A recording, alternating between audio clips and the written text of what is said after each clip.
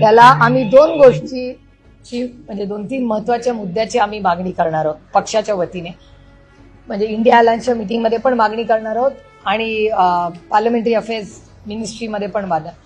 एक मध्ये हा जो पाण्याचा प्रश्न आणि शेतकऱ्यांचं मोठं आव्हान राज्यात आणि देशात ह्याच्यावर एक सविस्तर चर्चा देश पातळीवर झाली पाहिजे. एक त्याच्यानंतर दुसरं म्हणजे पिण्याचं पाणी, शेतीचं पाणी, एक जेनरिक चर्चा आणि सरकारचा काय प्लॅन आहे ह्याच्यासाठी, हा पहिला मुद्दा.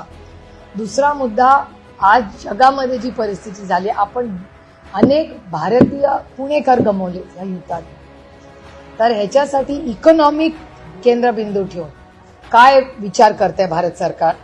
त्याच्यानंतर राम मंदिरात आमच्या श्रद्धेचं स्थान, अयोध्या ते उज्जैन याच्यावर आमची श्रद्धा आहे. आमच्या श्रद्धेच्या स्थानावर हल्ला झाला, त्यामुळे अयोध्या टू उज्जैन मध्ये दोन्हीकडे जर भ्रष्टाचार झाला असेल, हे तुमच्या चॅनलने दाखवलेलं आहे की भ्रष्टाचार झालेला आहे.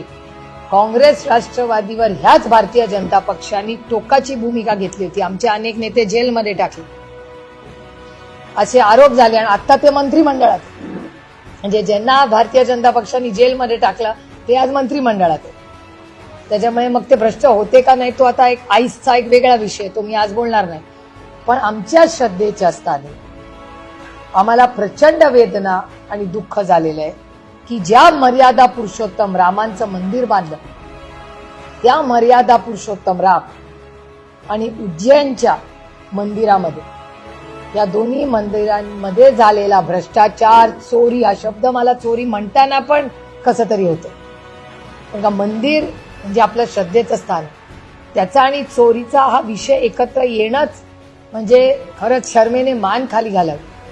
मग ह्याच्याबद्दल काय करतंय केंद्र सरकार. आणि जे मंदिर आहे उत्तर प्रदेशमधलं, ते उत्तर प्रदेशमधलं प्रभू श्रीरामांचं मंदिर, याचा जो ट्रस्ट आहे त्याचा सगळा कंट्रोल केंद्र सरकारच्या हातात. मग केंद्र सरकार काय ह्याच्याबद्दल ऍक्शन घेणार आहे. आणि वाईट एकाच गोष्टीचं वाटतं की आमच्या श्रद्धेस्थान जे आहे त्याचे लोकप्रतिनिधी ह्या देशाचे प्रधानमंत्री, जरी ते एका पक्षाचे असले तरी देशाचे प्रधानमंत्री आहेत, ते तुमचे माझे सगळ्यांचेच प्रधानमंत्री आहेत. प्रधानमंत्र्यांच्या मतदारसंघात केंद्र सरकार जे ट्रस्ट चालवतं, त्या ट्रस्ट मध्ये जर भ्रष्टाचार आणि चोरी प्रभू श्रीरामांच्या मंदिरात होत असेल तर मग कुणावर विश्वास ठेवायचा. माणुसकीवरचाच विश्वास उठायचा अशी परिस्थिती झाली.